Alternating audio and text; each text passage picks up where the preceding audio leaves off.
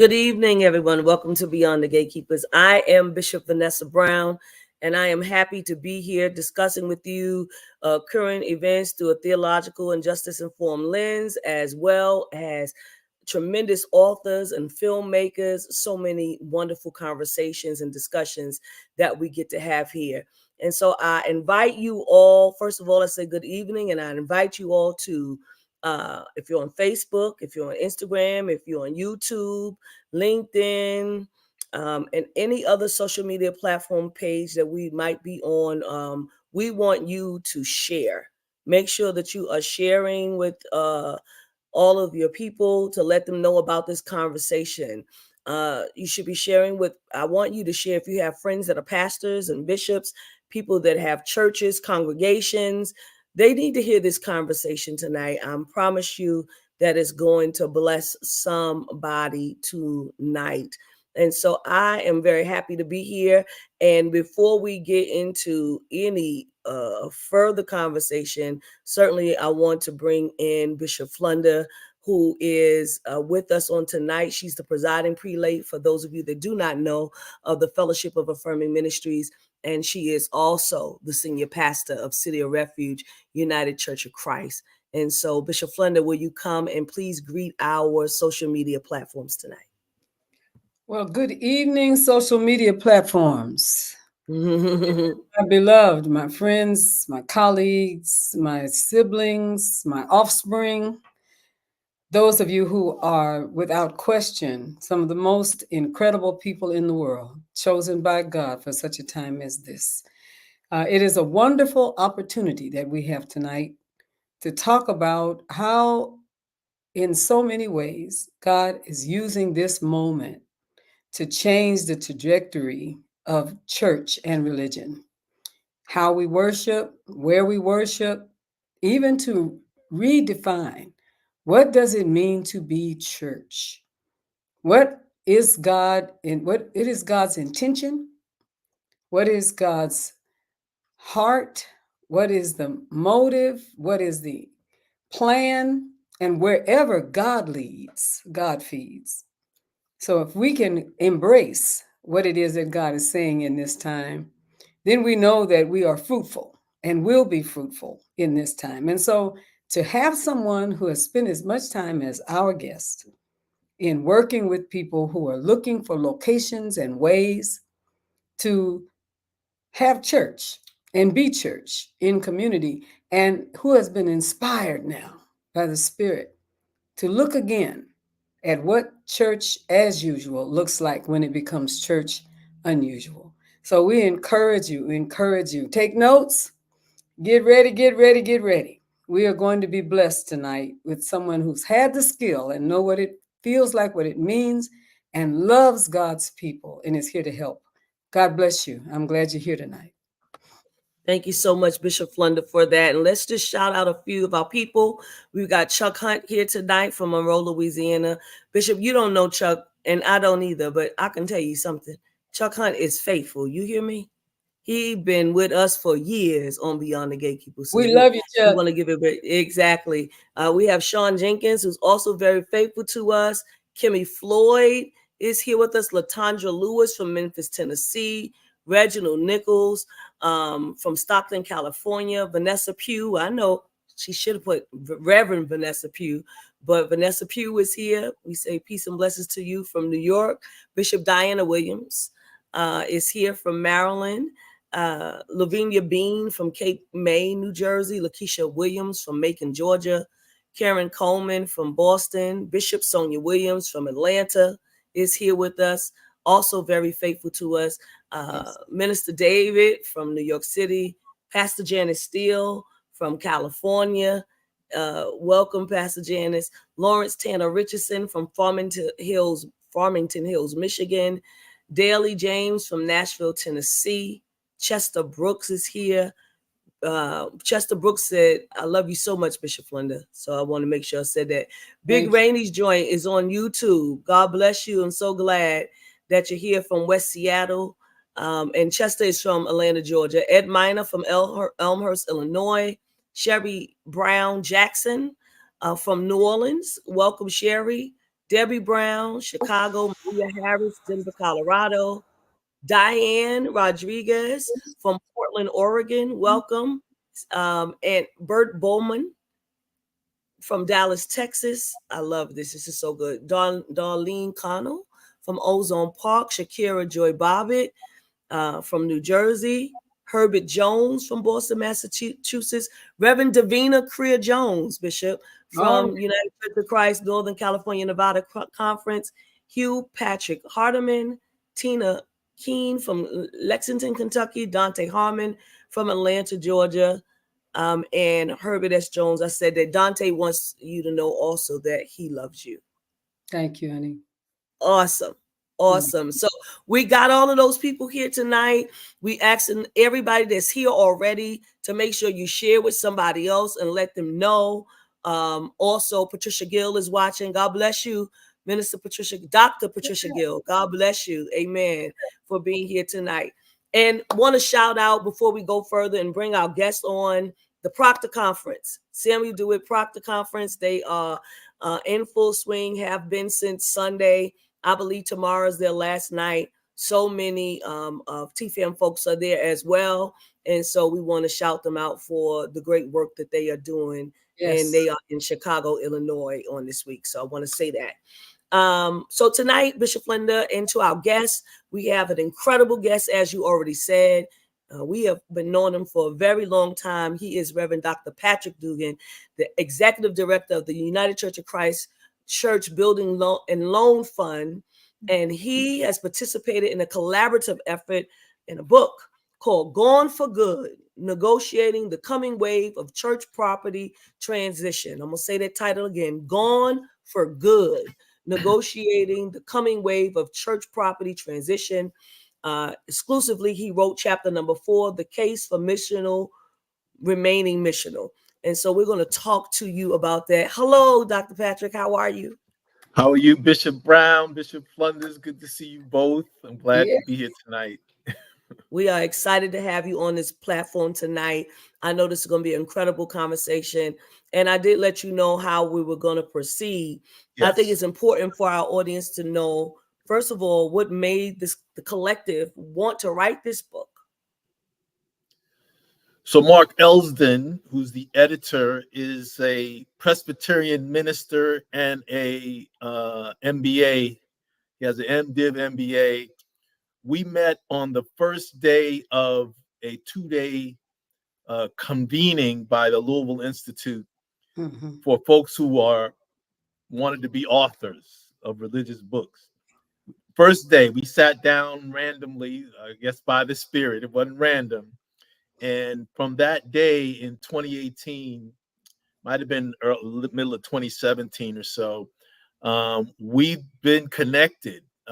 Mark has a project in Madison, Wisconsin called Pres House, which is a student housing initiative, basically a $17 million redevelopment that turned around that campus. And he has written on this similar subject in a previous book, reached out to 15 folks in this space, people who are in some way working with churches and buildings, and convened us and said, I'd like for you each to write a chapter. And we went to a retreat in somewhere in Texas that's so far from everything. I mean, we drove, first time ever driving in a river. The last section of the trip was driving actually in a river. It was only a little bit of water, but we had to drive, and we talked about what we wanted to do, and then we wrote.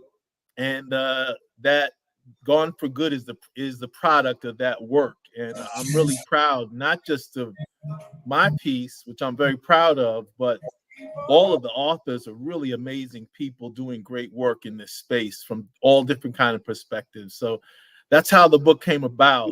If you're in this space, you're thinking about what's going on with church properties, and it's so intense and amazing that it's strange to me that everybody doesn't know. So I'm glad to have this opportunity and certainly be a part of the 16 folks who put this together. Awesome. Thank you so much for that. I appreciate that. And so I know we've got more people coming in the room. So I want to say hello to Hope Rucker from Charlotte, and Miko Mo is also faithful, McDonough, Georgia. She's on YouTube watching. And I wanted to just say, as it relates to this work and talking about churches and buildings and everything, you know, I know that a lot of people, and I'll just talk about, you know, during the pandemic, right? People took a lot of hits in terms of the way that people was coming to church, because now people are not really coming. We have to be online, you know, according to the IRS. In order to be a church, you actually have to have, or, you know, go to a location, right? So it was all of these things around, you know, could people really stay online? Right? But no, they can't. My understanding is that no, they cannot really stay online permanently and still be a church according to the IRS, right? And so we have people that have all of these buildings and they have all this space, but don't know what to do with it. Yes. And so I know that is what chapter number 4 is about. And so tell us about chapter 4. So this thing we're in is like the pandemic was a fire, right? And we were the acorn. So, you know, that I'm told that an acorn explodes in the fire, and that's what makes it grow into the tree. That's what's happening in this space. Churches have been in decline. The American Christianity has been in decline since about the 1960s or 70s. This is not new. Right. There's a lot of different reasons for it. I could talk all night about them, but a lot of it has to do with the change in our culture, the change in our values, all kind of change, the change in the makeup of the country. It's not just what we see as, you know, people don't like church anymore. It's more than that. The pandemic created the opportunity for a lot of people to be outside of those buildings. And for some, they began to realize how little and how underutilized those spaces were. That wasn't new. It's just a realization for many churches. And now we all know, you know how, especially in the Black Christian tradition in the United States, pastors are known to lie about membership. How many members you? Oh, I got about 5,000, and you know nobody knows but you. But we know that we've been fabricating what's going on in church, or believing something that maybe isn't actually happening. But God gave us a joint, a kind of a collective sit down where we had to reflect, and what we thought was going to be probably because all we do is work with churches in their buildings, turned out to be one of the most productive years of the fund, because of folks calling saying, we've got to do something different.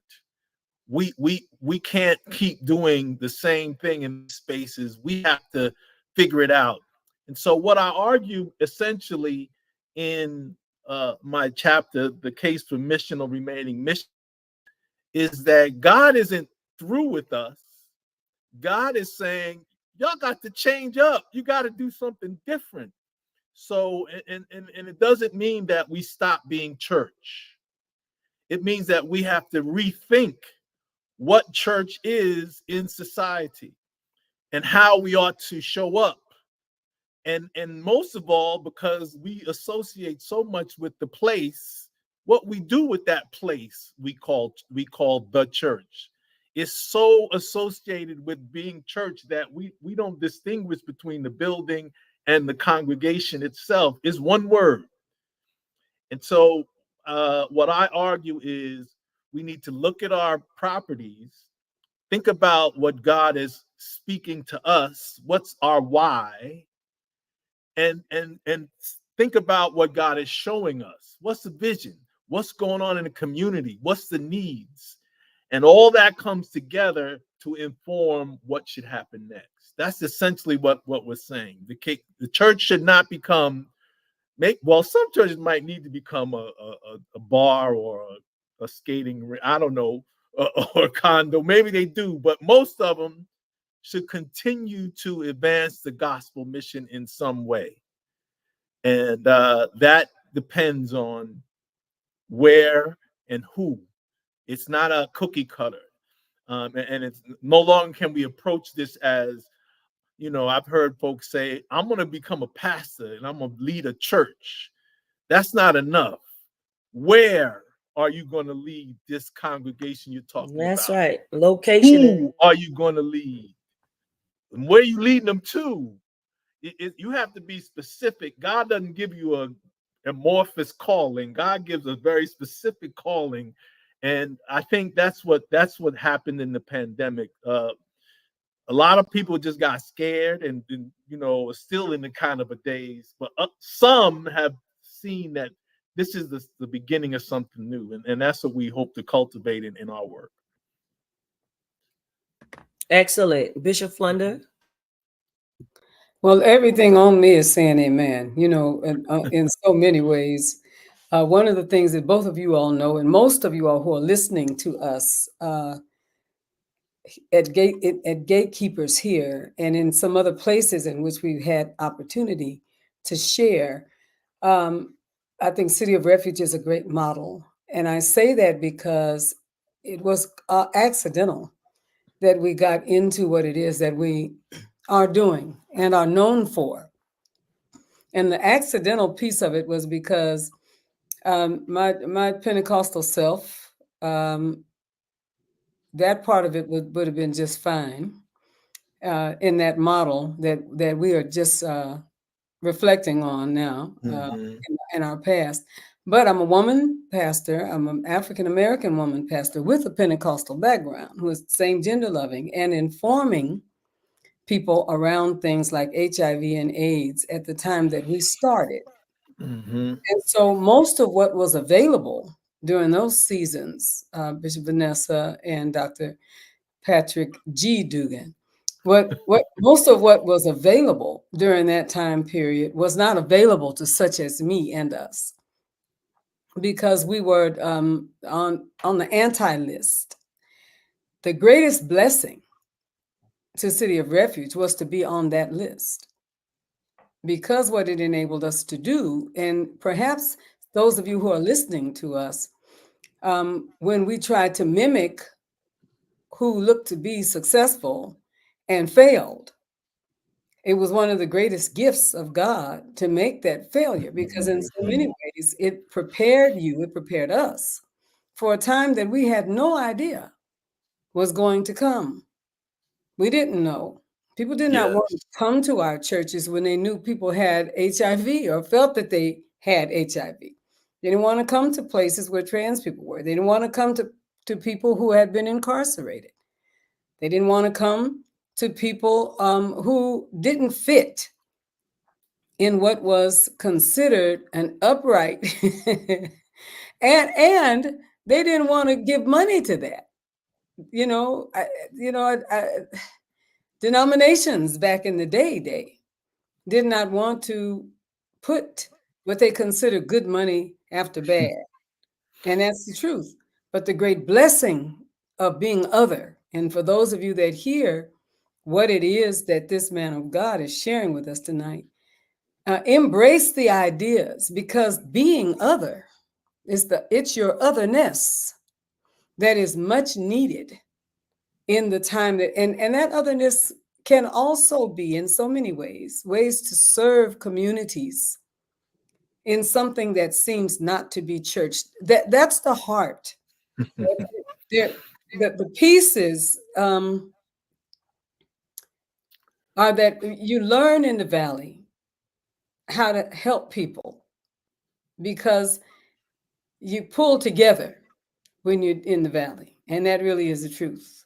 I made a note to myself that something that Dr. Duggan was saying, that there are so many people who really don't know how to invite people and bless people if they don't fit the status quo of that church. They just walk right past them.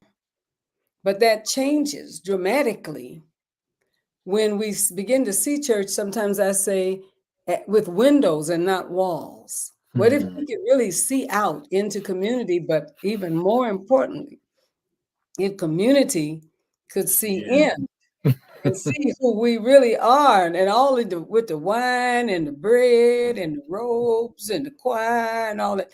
If they could really see that we are something more than a private social club with God, on, way on the list, if they could see that.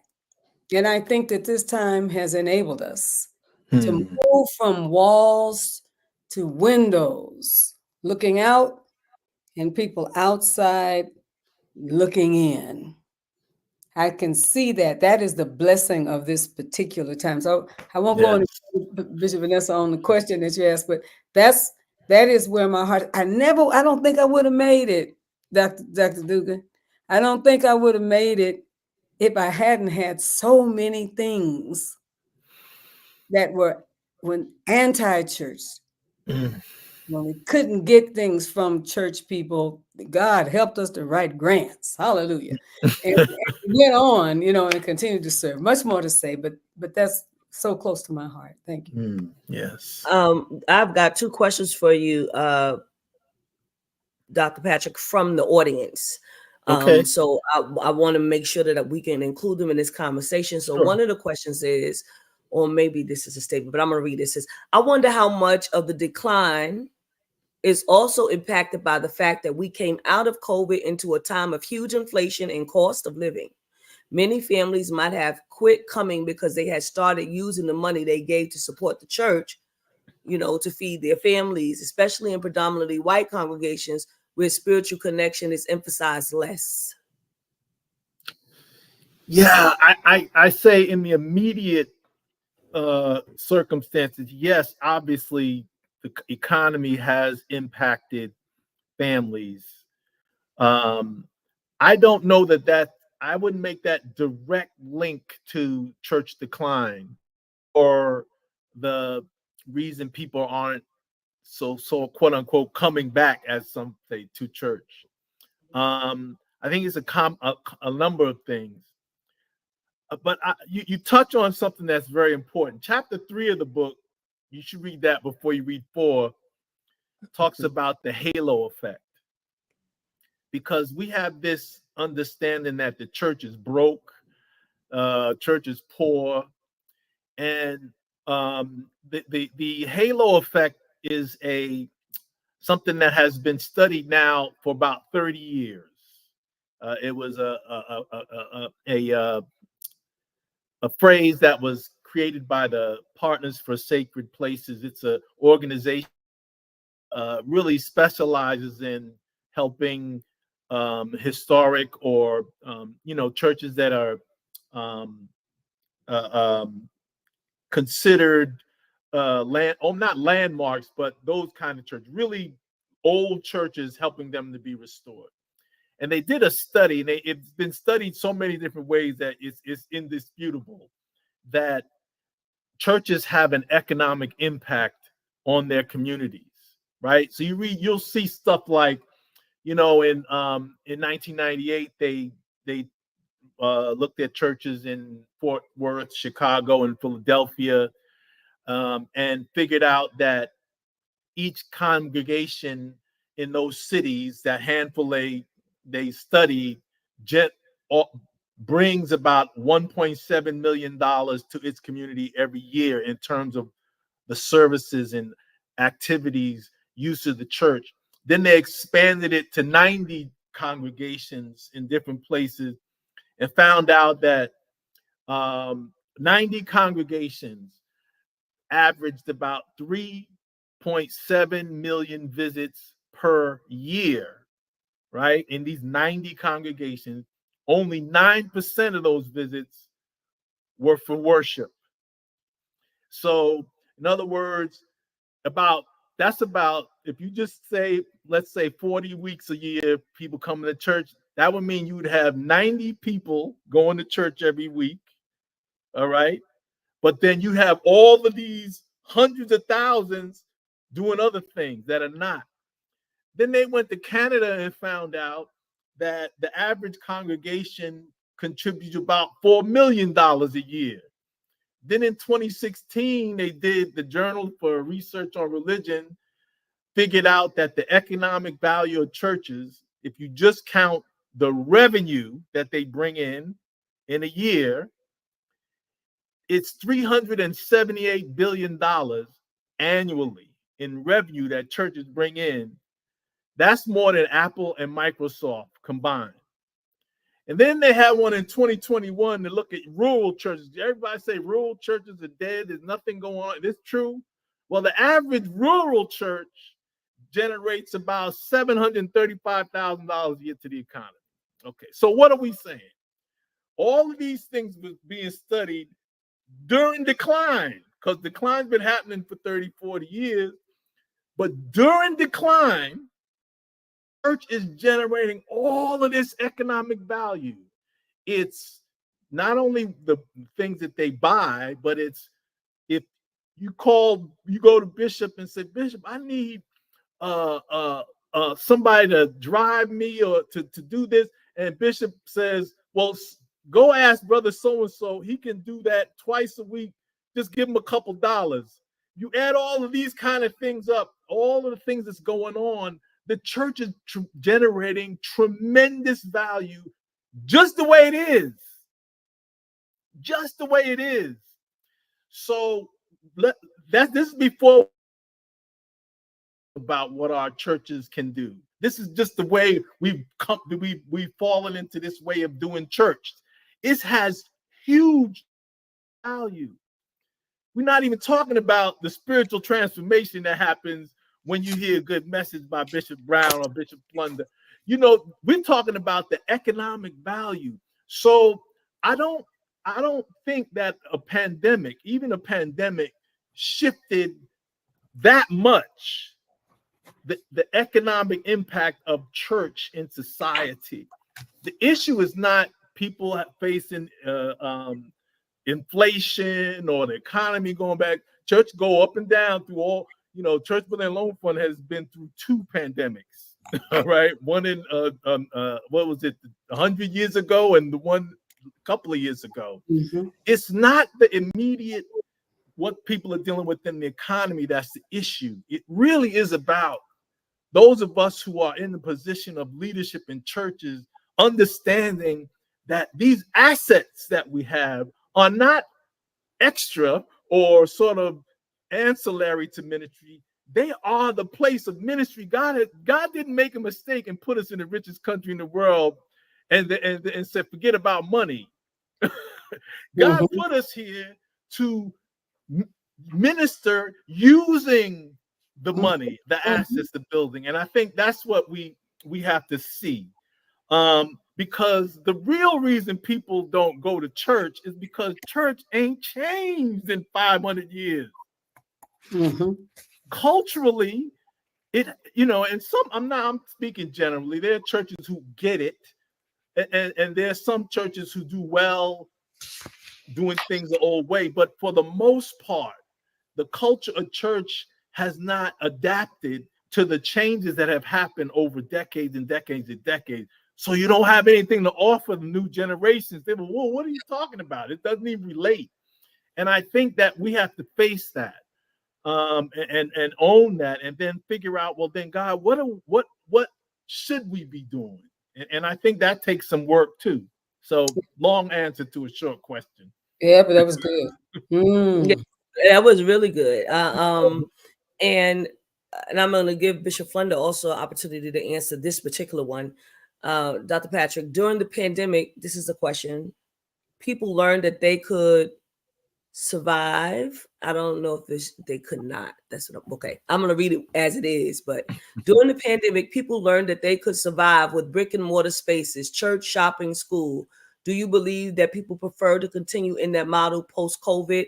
I think that they meant during the pandemic, people learned that they could survive without brick and mortar spaces. Mm-hmm. We're talking about online ways to gather. Exactly.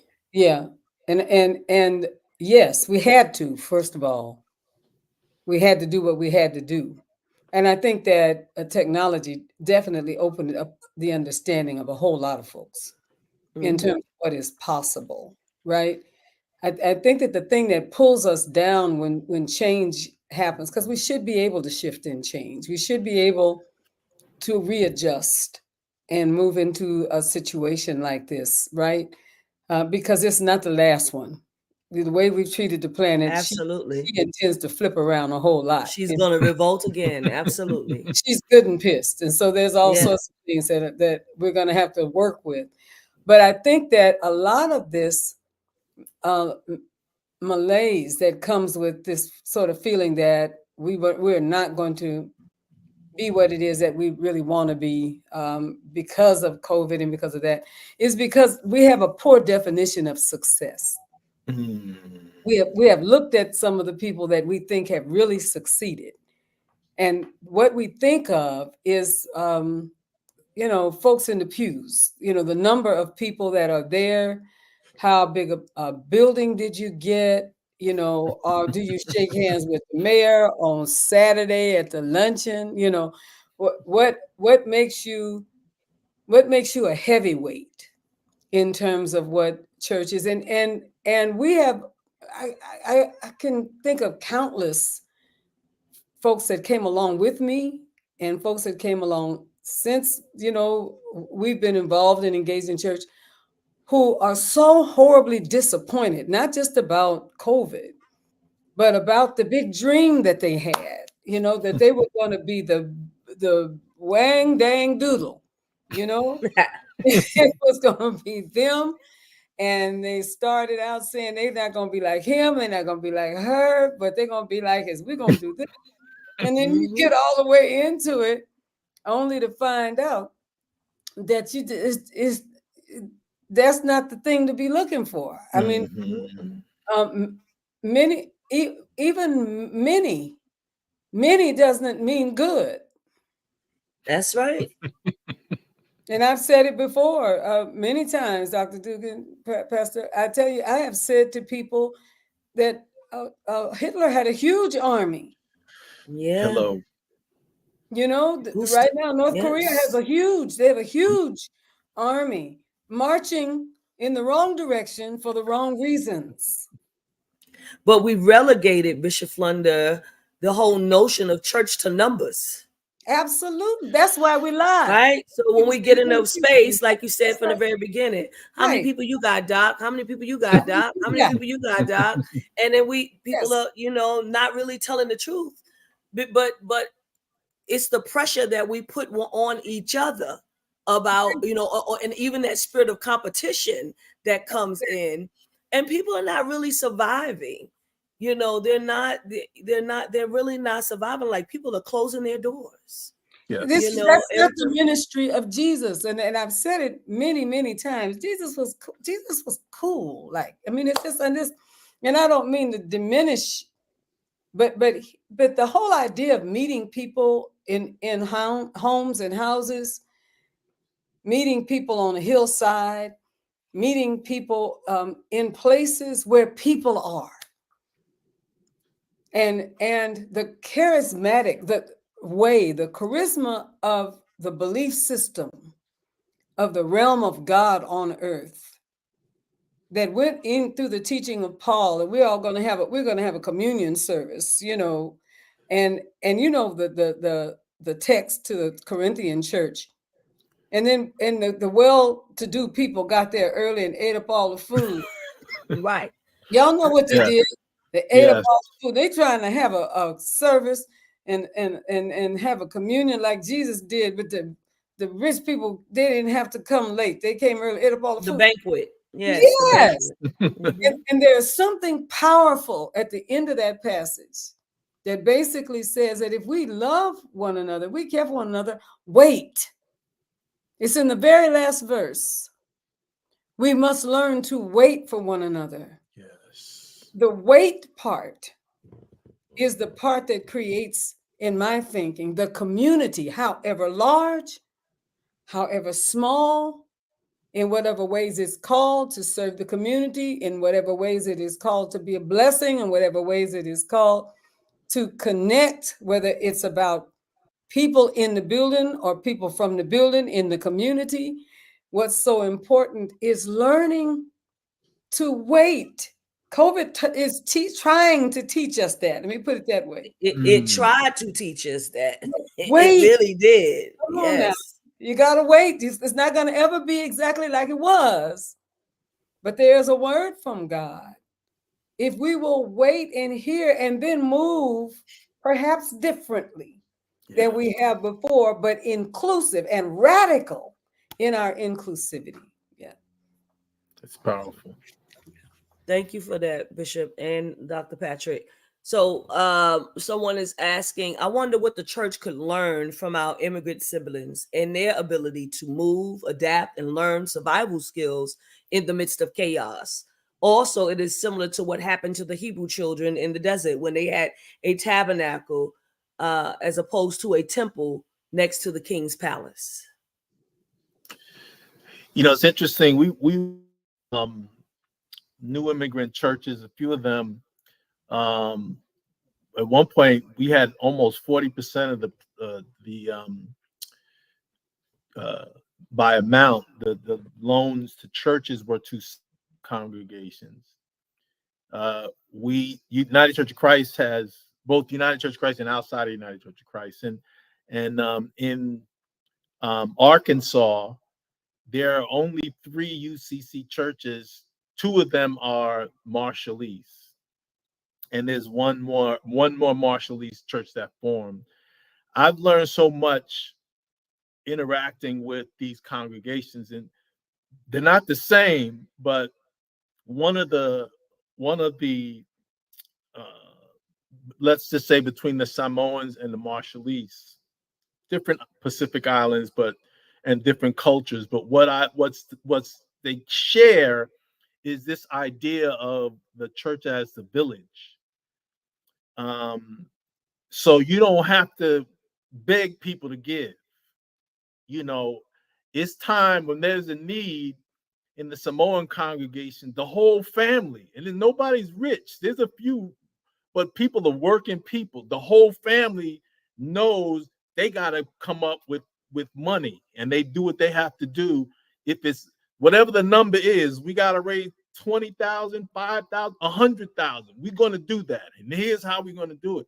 And they come together and they raise the money. Now, how they raise it, I don't know. I've never been. I can't lie. I rarely have been to a strip club. Once in my life, but you know how God loves I've the truth. seen it on TV. What do you say, Bishop? I said God loves the truth. I mean, go ahead. Go ahead. But I've seen on TV where they throw the money. Well, that's how the Samoans, when they're doing a fundraiser, a family will get up and they'll dance the traditional dance, and people will come up and throw the money. And in one service raised $20,000. So my point is, the culture.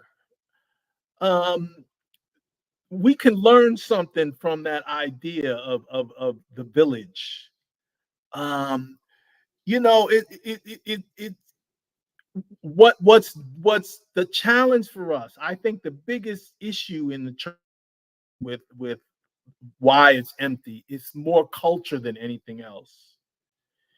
It's the idea that, and it's, part of it has to do with the fact that we're old. It's 2,000-year-old institution, so we're always reaching back to our origins and, you know, remembering the stories from the Bible. But the challenge is we're not first century. we think we just like Jesus. You know, we got to do the King James 16th said Jesus didn't speak English, but we think if we do what that book says exactly, we're faithful. But God, that doesn't make any sense. We're not 5,000 years ago. We're 2024, and so the culture of today is culture even 10 years ago, even 5 years ago. So we have to think about how are we adapting. And it doesn't mean that we have to become the culture, but we certainly have to understand what's going on in the culture so that we can be of service to people who are living that culture, and they're not upset about it. They don't feel like they're sinning because they're just living. And we have to be able, and that is such a big part of what we're doing. I don't even know if I answered the question, but that's where I'm led to talk. Yes. You know, the adaptability piece is what I think people get hung up on, right? Because so many of our ways are concretized. Like, this is how we do it, and we're not going to do anything different.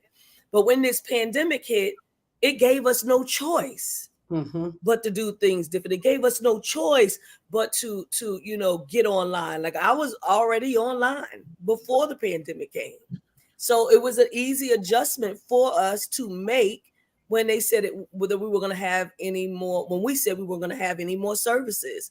So it's complicated for some people. So I guess I want to work through, how does a church remain missional, right? In the midst of the fact that they don't really have all the people that they had. How do they repurpose? How do they, Bishop Flunder and them, they've done it well. But like, how do people really do it? So how does the church remain missional?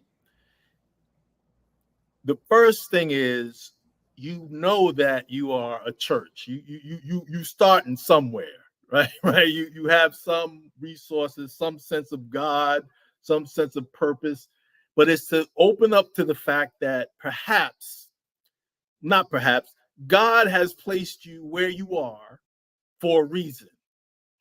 It's not incidental that you were in, I heard Bishop say the cut. It's not incidental.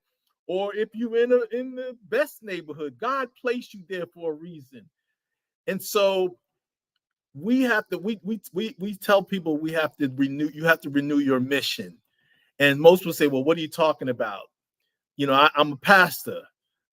My mission is to love the Lord, or however but that's sort of like, you're a supermarket. Your job is to sell food. But every supermarket has a different take on how to do that. God created so many churches because God knows there's so many different kinds of people and so many different ways of people doing things that we need variety. God needed variety. And so the thing that we have to do is connect our why with the plate. Why am I here?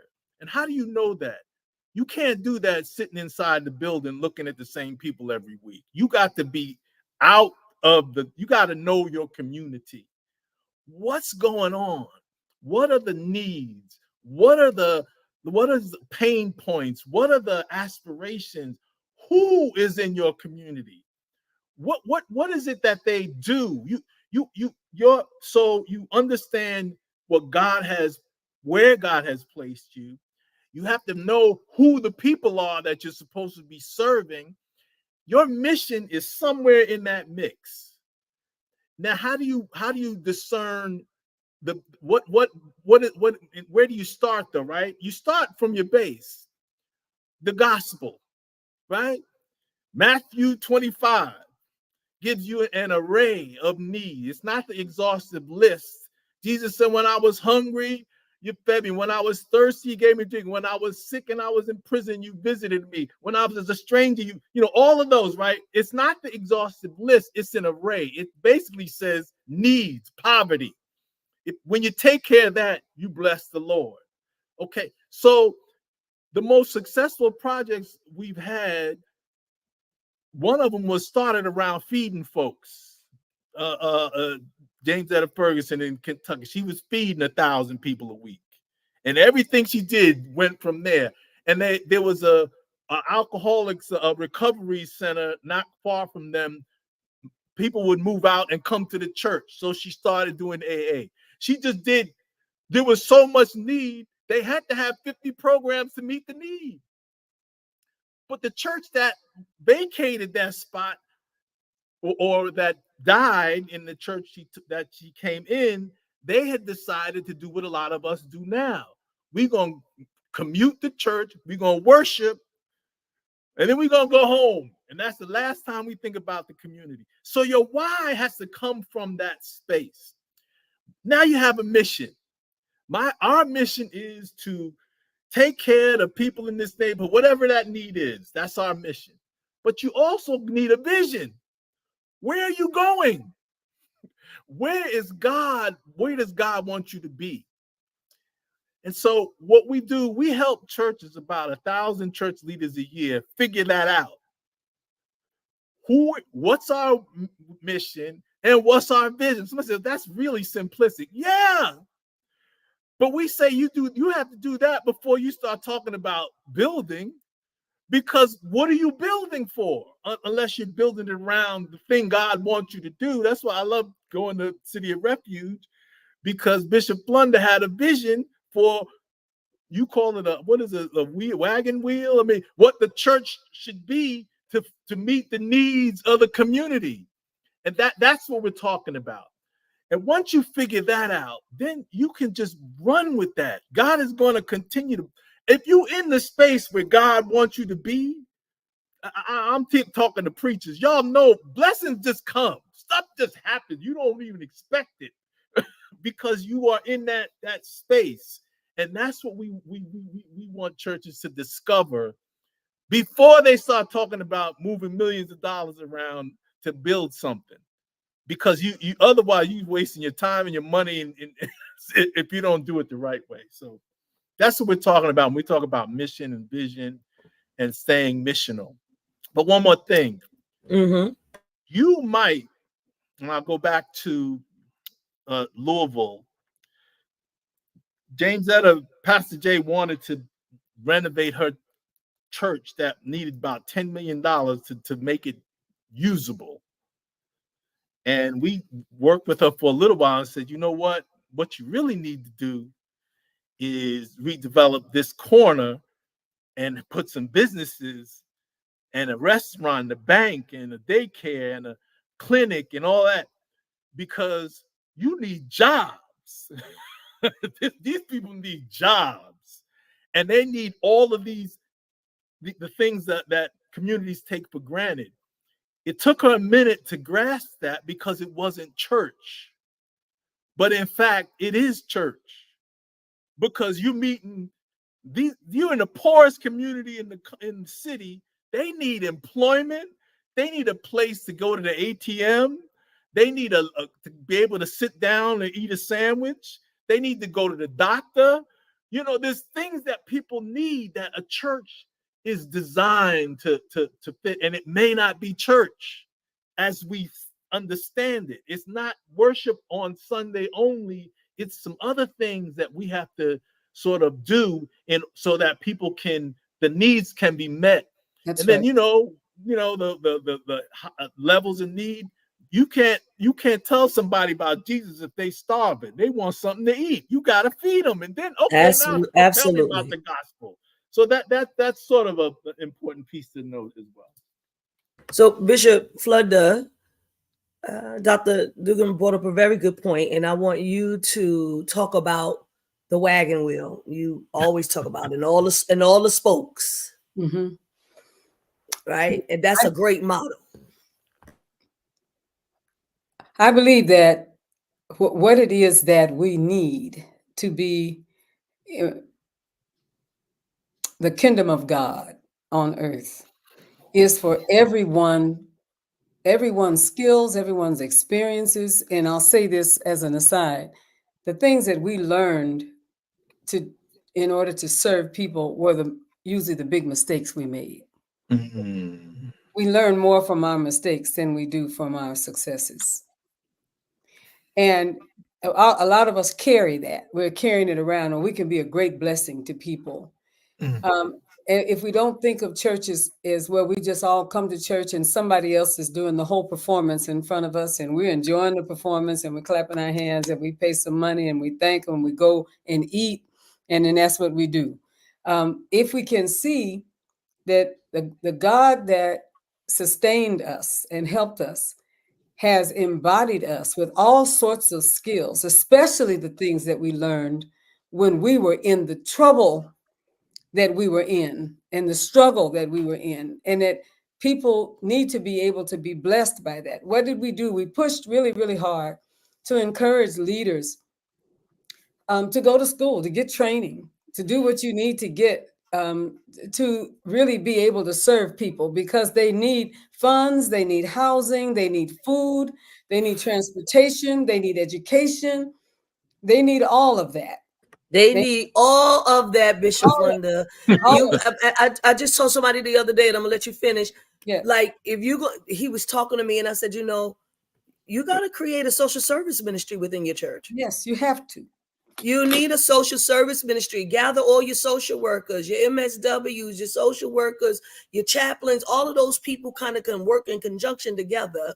But once you get the social workers together, they know the lay of the land. They know how it works in the world, you know, particularly for LGBTQI people that are relocating to New York City, relocating to San Francisco, wherever the place is, Atlanta, wherever they're going. Somebody needs to be able to tell them how to get services. Yes. Right? These kids are being thrown out of their homes and all these things. How do you get services? How do you go down to social services? Where are the jobs? Where are everything that you need? How do you get health care? You know, New York City, you can come from anywhere and get Medicaid. That's right. Medicaid, people can get mad all they want. Guess what? Medicaid pay for everything. That's it. And we have to know those things. Those are the skills. Those are the skills that we have to get. And some of us don't see that as church, but that is church. You know, if you're going to travel and into what it is that God has called us to, stop worrying about how many B3 organs do you have, how many pews do you have, is that the high level carpet on the floor, you got to put a big steeple on the top.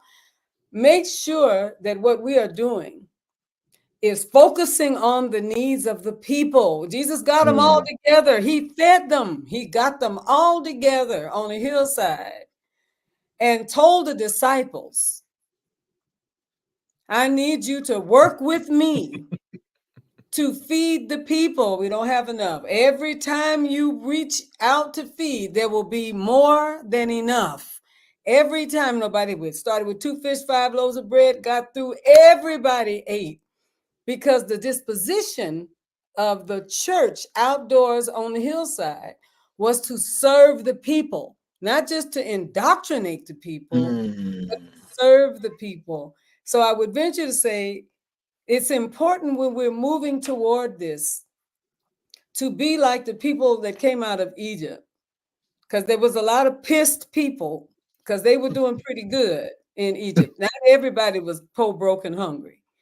And they didn't like that coming out of Egypt. You know what I'm saying? And they said, we want to go back to the soup the meat and the garlic. The garlic. And what is this? You know, that's what manna is. It is interpreted. It is, what is this? The important thing is that they didn't, but the truth is they had to change their trajectory. And their trajectory was to take on the power of the folks that oppressed them. And God was shifting the paradigm that now you got to take on being powerful enough to serve those that are in need. This is a very different reality. We're not trying to be kings and queens on thrones in our churches. We are called by God. And that's why I want to say to those of you that are listening tonight, that's why you went through all that hell you went through. So you could be empowered. That's your training. You could be empowered to serve others. That the zenith of our success is not to where when we get to the point at which we can forget about it. Remember everything you went through. Yes. And do what you can to serve. And just one more thing. Be prepared for something new. That's what I hear these pastors speaking here with me and us together. Be prepared for God to do something unusual, not as usual, but something fresh and new. What we do not owe to our ancestors, what we do not owe to our ancestors is to make the same mistakes that they made. We do not owe them that. We do not owe them to have church as usual. We are called to church unusual. Yes. And what has to happen is we have to understand the manna for our time. What is the manna? What does it mean? What is this? That's the name of it. Manna. What is it? What is this? And that's what a whole lot of us are looking at right now in this time. What the heck? What is this? Well, you have the manna for this time. If you'll stop looking at the manna or the food that was in Egypt. Yes. Take what it is that God is giving you now. Everything that you've heard, be prepared for something new and get rid of the things that we really don't need. That's it. Let it go. You know, that's so good, Bishop. It costs too much money. Nobody's really being helped by it. It's completely useless. Why are you keeping it? It's just always been this way. And it's the way we did the pulpit 40 years ago. And it's the way we did the front of the church 40 years ago. Just the way we're not going to ever take it down. If you don't need it, let it go. And stop spending money trying to keep it. Absolutely. And move to the other things that you have heard tonight in the spirit. And somebody knows, because you've heard from God while this man of God has been sharing with us. You know what your what's next really is. Don't be afraid. Don't be afraid. Go ahead on and walk on the water. That's all they had to do. That's it. Jesus said, one of the things, me walk on the water. Walk on that water. Wow. One of the things, Dr. Duggan and Bishop Flunder, this past week, I was at the Children's Defense Fund. Oh, yeah. And when Starsky was talking, you know, and God bless him and the work that they do, he referred to Dr. Aubrey Hendricks' book, The Politics of Jesus. Yes. And one of the things that he says when he is bringing congregations and pastors and them to Haley Farm is that we have to treat the people's needs as holy. And thank you, Herbert Jones, for mentioning that, because it came up just a couple of days ago.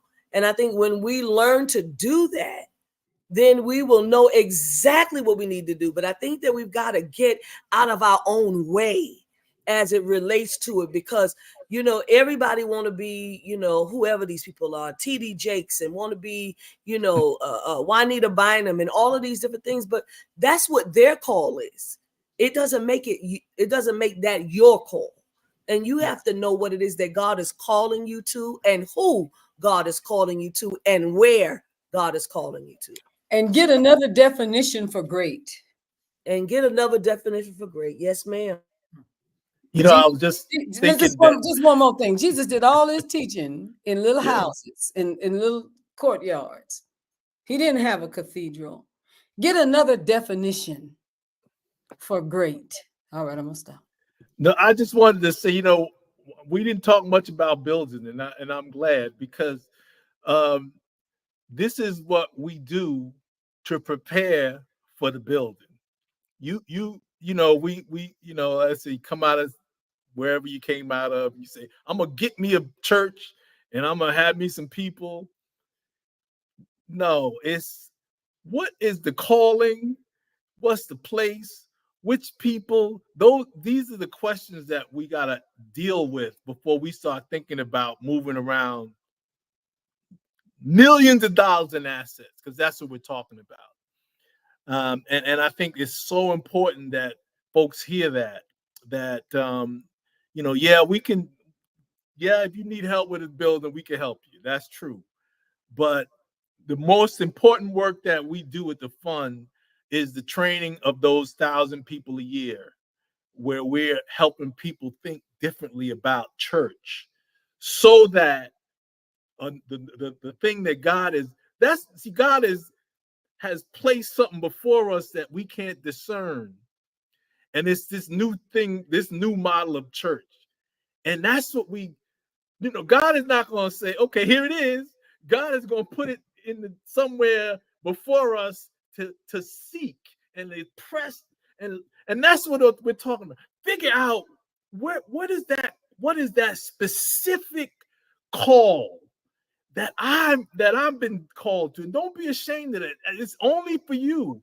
Yes. What you see, what God is showing you, and go deep into that. Everything else will work out. You'll figure out where the money's coming from, the building. But that's so important in this day, because it's so easy to be discouraged. Yes. Right now. It's so easy to say, oh, it can't be done. It costs too much. And all of that's true.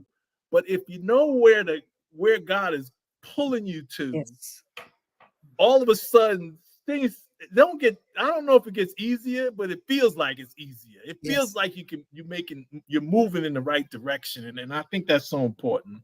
Oh, we do it with everything else. We do it with everything absolutely. else, Vanessa. But I think we said, Bishop Flunder and Dr. Patrick, okay, so we didn't talk about building, but we should say something about building.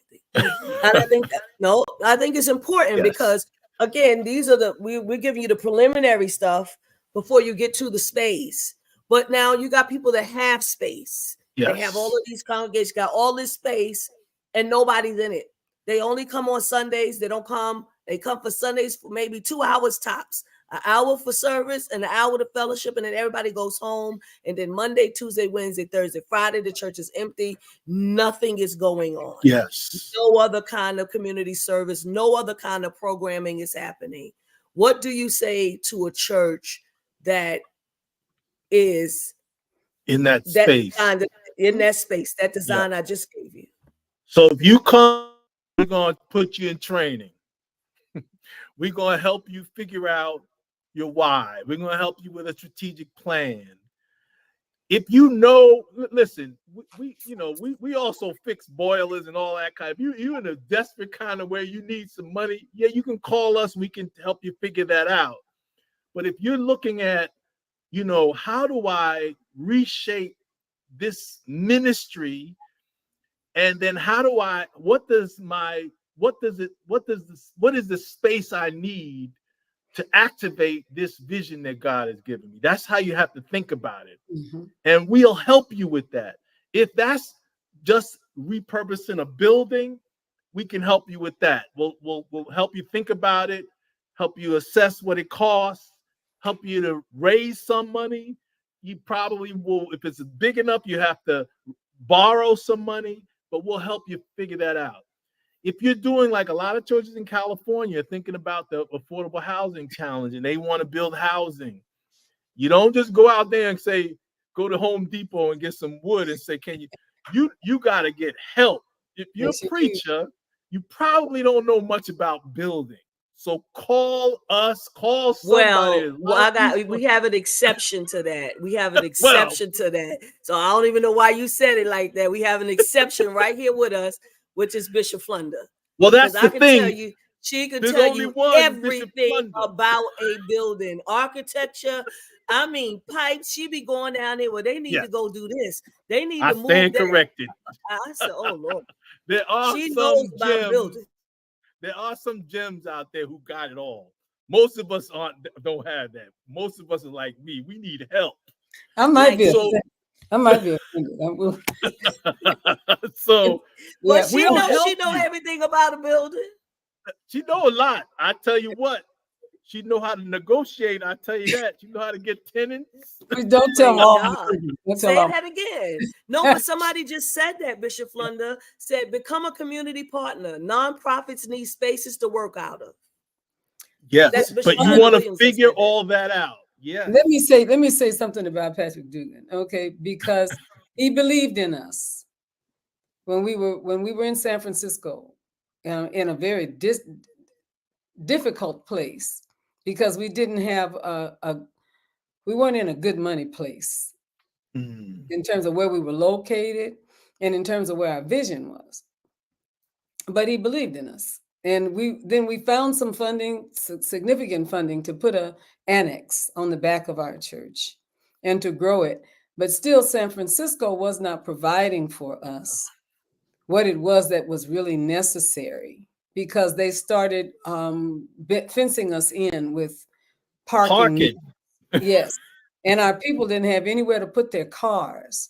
And a lot of our people were driving. Literally, we didn't have. It took you could spend about $15 in tickets within 2 or 3 hours of being in the worship experience. It just wasn't. We didn't really know what to do, and we were wanting to make sure that everything and got a good loan. It's not that we didn't have a good loan. That wasn't it. It was just that the cost was too much.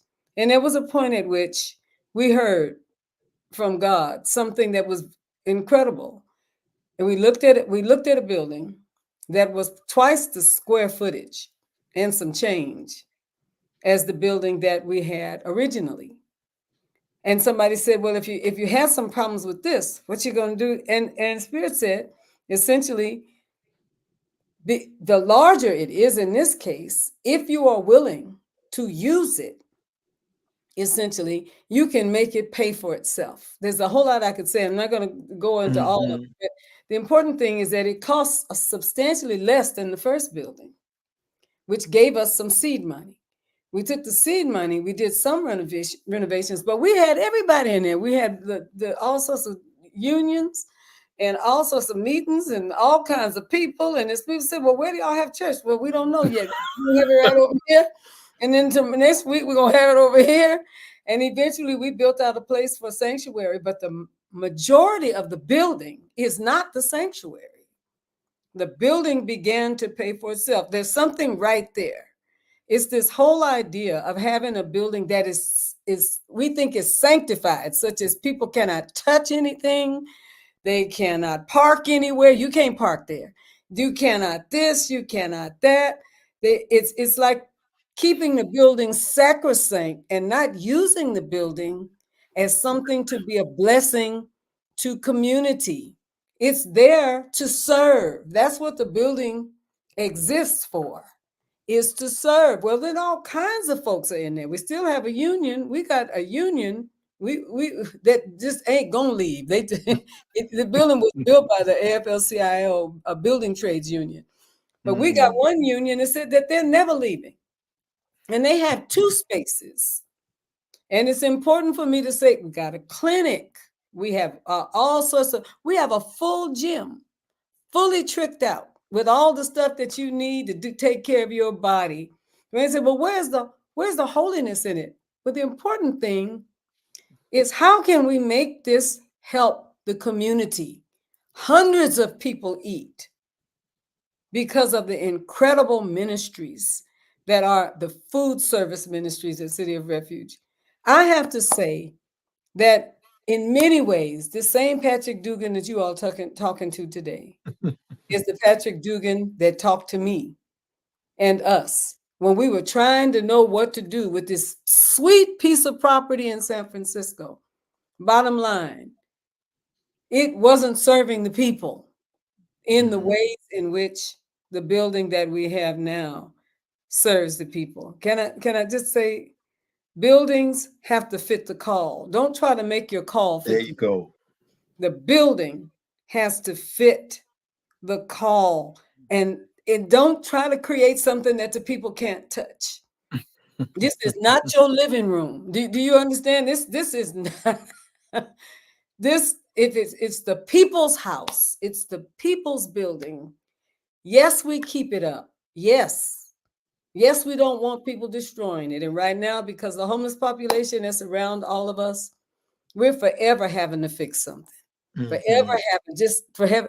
But those are the same people that we are feeding, that we are helping to find housing, that we are caring for their mental and emotional needs and such.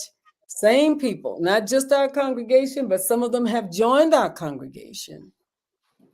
And there is a clinic there. There's several things that I could talk to you about, but it began when we decided, basically, what do we need to do to serve? None of us knew that people were going to be sleeping in cars all around our church. Mercy. None of us knew. None of us knew that was going to happen. You couldn't have made me believe that to save my soul. But we fed them when they were driving in to get food. Now we're feeding them when all they can do is walk in, many of them, to get food. But we are there to do it. Thanks be to God for the wisdom of the work that was done through this man of God that is here. But listen, Amen. God, use the building. Don't be used by it. Use that's good. That's so good. Sonia Williams says something. She said, don't pour $1 million into a Super Bowl commercial telling people about Jesus and use that money to do what Jesus did. That's what we're trying to say. Right? Like at the end of the day, whatever the seed money you have, make sure that you really think through what you're doing and really think through what the community needs and not what you want to have. Because what you want to have and what the community needs might be two different things. And that means that you're gonna have to plug in and find out what the community needs. Folks gonna have to tell you, you're gonna have to get out there where they are. You're gonna have to go to some of these other community-based organizations and find out as well, what are the services that you are giving? What is it that the community needs so that we can know what kind of church we're going to really be and how we're going to serve the community. Clubs. This is no not private social club. Role is not to be a private social club for Jesus and God and Buddha and everybody. It is not supposed to be that, where people don't know what they do in there. You know how you pass by a building and you say, what you doing? What you doing in there? What's going on? That is not, we are holy on Monday, Tuesday, Wednesday, Thursday, Friday, Saturday, and Sunday. Not just Sunday, but every day of the week. It is holy to feed people who are hungry. It is holy to help people find housing. And so many people are talking about right now, Bishop, in the chat, how they've gotten food from City of Refuge and how the food from City of Refuge has helped them. So I think that that's important as well. Like, I think that we downplay the food services. And even if you may not have a building, we do something that's called pop-up food pantry. Yes. So like, we don't have a place to store, right? So what we do is like, we have to do it on the fly, on the spot. And we find out what the need is in the particular area, wherever we're going to go. And we're not just doing it in New York and New Jersey. We're doing it in Delaware. We're doing it in Arizona. Like, we got people that are there and say, oh, we like this idea of pop-up. And we've got areas where we can pop up too and do this same kind of work.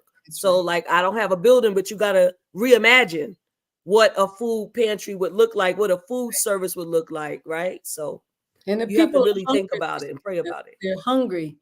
And they're hungry. They're not a bunch of people who are lazy. Yes. They can't be in so many ways because the cost of living does not permit it. They just can't. And then so they ought to move. How exactly do you do that? Exactly. Right? There's a sin in the ways that what is happening to people right now in the inner city. Absolutely. It's unbelievable to me. So it's an opportunity for the church to see the church. Listen to this man of God. Get this book. Well, and the food itself is the holy. We had a ministry where at the church I used to serve that would go out and feed people who are day workers. Yes. And there came a debate with somebody who felt like, well, we need to hand out tracts. I was like, well, the food is holy. Holy. You don't have to proselytize. Let the food be the tract. How about that? Don't even have to convert them. Don't even wear t-shirts with the church name on it. You don't have to proselytize. Yes. Right. And they don't have to say thank you. They don't have to be nice. God's, None of it. when I was fed me, period. And I think, we have to really understand the simplicity of that holy act of giving somebody something to eat when they're hungry. There's just nothing more loving. And I think if you want to generate a crowd in your empty building, give away some food. That's I tell you the exactly truth. right. It's the With truth. no strings attached. No strings attached. That's exactly right. Yes. So powerful. Jesus said, when I was hungry, he said, well, how do we do this, Lord? If you've done it know. to the least of these, my little ones, you've done it to me. It's just so true. Oh, I can feel the presence of God in this moment because this is holy work. This is important. Yes. Holy work. And so God, when we talk about going back, that's what we got to go back to. What not back to what we used to do, but what is the essence of our faith? What is it that we really and when you get to that, and whatever resonates in your heart as to that thing that's your thing, then do that. And as you do that, other things will happen. I mean, it's just so important to think in terms of, we're not going back to the old church. Hybrid is here to stay. Let's just live with it. We're going to be online and we're going to be in person. That's the reality. Stop fighting it. You got to do both. You're going to have church members you may never meet. Right. And that's okay. Isn't that beautiful? It's wonderful. Right. So we have to, just be good with, and I heard you say, not trying to be TD Jakes or this one or that. Just be good with what the blessing that God has made you, and to find a way to be a blessing to other people. That's where the ministry happens. That's the ministry. And then you build around that. Oh, it's so true. Oh, that is so powerful. Absolutely. I want to thank all of you all who are listening. I certainly bless God for the teams and that serve City of Refuge, but everyone who is listening tonight, who is being the church in whatever ways in which you are being the church, thank God for those who clothe and feed and house and love and serve. Thank you for those of you who care for people when they are in the process of dying. I have seen it happen, and it's such a powerful ministry. If we can do this, if we can really do this, I believe that the ways will be made for us to have everything that we need to continue to prioritize. There's a shift in the church. It's not high steepled in the way in which where everybody was trying to become that. There's something else happening. And hear this, find yourself engaged in it. And those of you who are engaged in it, don't let anyone diminish you and demean you and somehow suggest that you need to be a success. You are a success. If somebody is eating because of you, if they're sleeping because of you, if they are finding a way to God through you, God in you, then praise God for that. Keep doing what you're doing. That's good work. That's holy work. That's holy work. God bless you and thank you. You heard from someone who helped us. Indeed. He helped. I want to thank you. Absolutely. Absolutely. So the name of the book, everybody, is Gone for Good, Negotiating the Coming Wave of Church Property Transition. We were certainly talking about chapter 4, the case for missional, remaining missional. But the bottom line is that, like Dr. Duggan said, you need to also just get the whole book, because you got to read all the chapters. And I am just encouraging you to purchase the book tonight. I'm encouraging everybody to purchase the book. I am going to, Dr. Duggan, are we going to give away a book tonight? Yes, sure. Okay. So while you all are, I need you all to put down hashtag Beyond the Gatekeepers. all one word, so you can get the book. I haven't been announcing it tonight, but I want to make sure you do that. I want to give everybody an opportunity to win, so you need to go ahead on, all one word, hashtag Beyond the Gatekeepers, so that you can win the book tonight. And while you are doing that, I'm going to ask Dr. Duggan to give us a final word. What is it that you really want to say to the people as it relates to Gone for Good, negotiating the coming wave of church property transition? Well, I think you read the book and you'll learn a lot about what's going on around the country in different settings with churches and their buildings. I think it's important for us to understand it and understand these. Many of you who are listening are in buildings. You probably have problems with it, all kinds of thoughts, maybe not so good. But I think, I believe that God has put us where we are for a reason. And if you're listening tonight, perhaps God is trying to tell you to just take a look at that space and think about the possibilities if you were to do the ministry that's in your heart.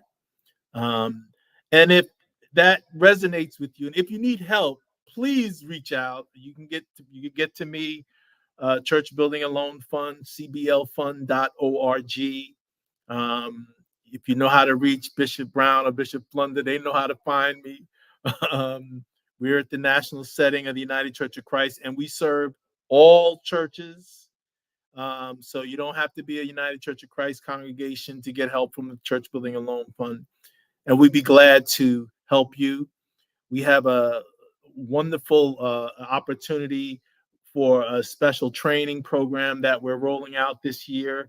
So if you're interested in figuring out what to do next for your church and you don't have a clue, you're perfect for us. You're a perfect candidate for to work with the Church Building and Loan Fund, and we'd be glad to help you think through and finance and plan your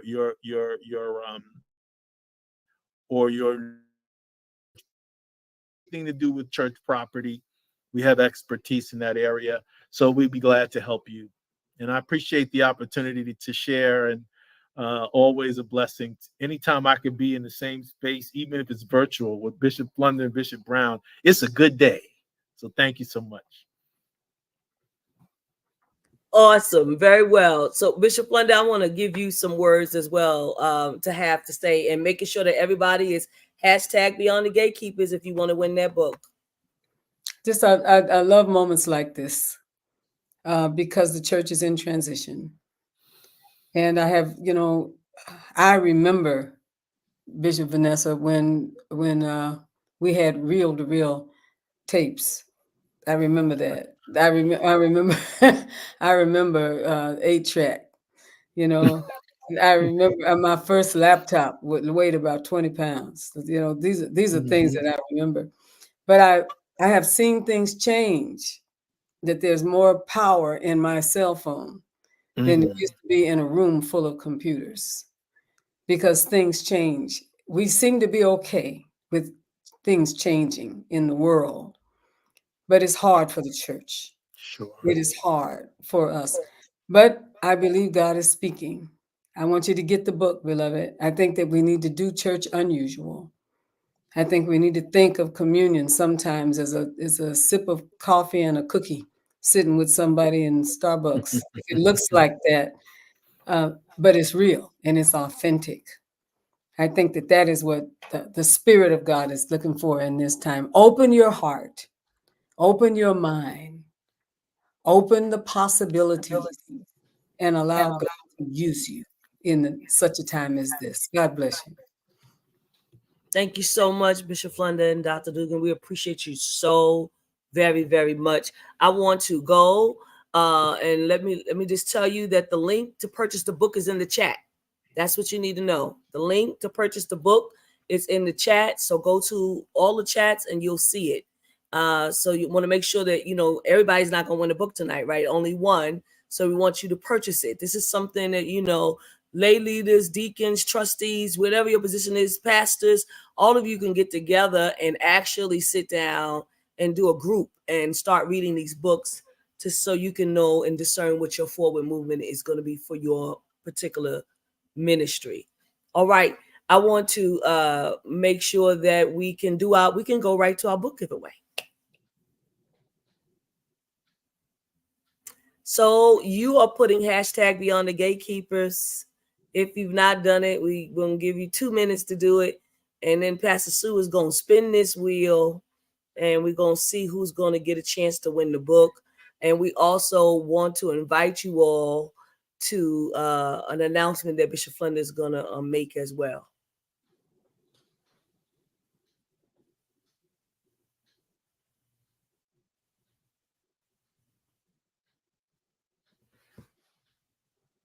God bless you. Thank you so much for being a part of this conversation. I know that you've been helped and you've been blessed. I want to encourage you tonight to seed into the Gatekeepers. You can do it via Cash App at $TFAM Annual, TFAMANNUAL, or through PayPal, www.paypal.me/TFAM Justice. Help us continue to grow and expand our reach for the time that we live in. God is still speaking. God bless you. Thank you so much. And Pastor Sue is going to spin for us.